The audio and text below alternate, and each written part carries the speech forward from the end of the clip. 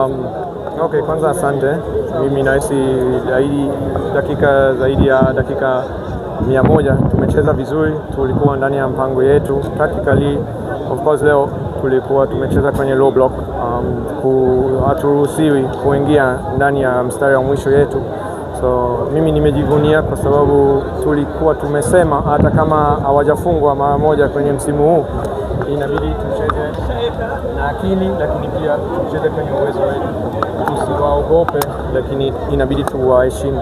Alafu mimi nahisi leo tumecheza vizuri sana. Licha kucheza low block lakini umepata bao moja. Kwako ni mpango kazi umefanya vizuri, unajivunia juu ya hilo.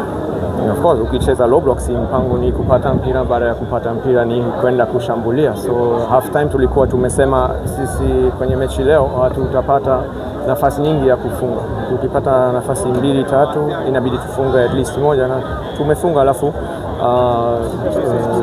tumecheza vizuri. Ambayo nimeasisti wewe ukiwa bado unapambana hapa kwenye KMC FC, na siku ya leo naona imekuwa vema zaidi vibe kuliko mechi iliyopita. Ni kitu gani kimefanyika hapa kati ya mechi iliyofanyika juzi na siku ya leo? Mimi sijaona tofauti sana. Hata kwenye mechi ya JKT sisi tulikuwa kwenye mpango ya hutuwaruhusiwa kucheza nyuma ya mstari wa mwisho yetu. Alafu mimi nahisi wachezaji pekee ni rahisi kucheza kwenye timu kama timu kwenye nafasi 1, 2, 3 kwa sababu wanajua wanahitaji kuweka juhudi kwa kushinda. Mara nyingi ni rahisi zaidi kucheza compared to another team. Lakini mimi kama nilivyosema, leo tumecheza vizuri, tumecheza ndani ya mpango yetu, na matokeo sio shida zetu. Shida zetu ni maana yetu ya kucheza. Kama tunacheza vizuri, inawezekana hatujapata matokeo, lakini tumecheza vizuri kwenye uwezo yetu. So leo nimefurahi, nimejivunia, tumefanya vizuri sana leo.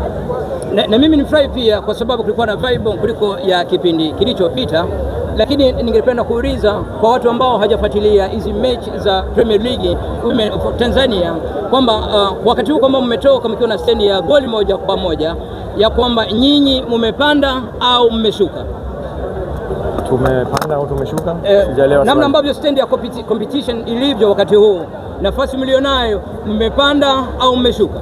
Sijui kwa kusema ukweli, kwa sababu hii nafasi sio shida zangu pia. Kama nilivyosema, alama, matokeo, yani sifikiri sana.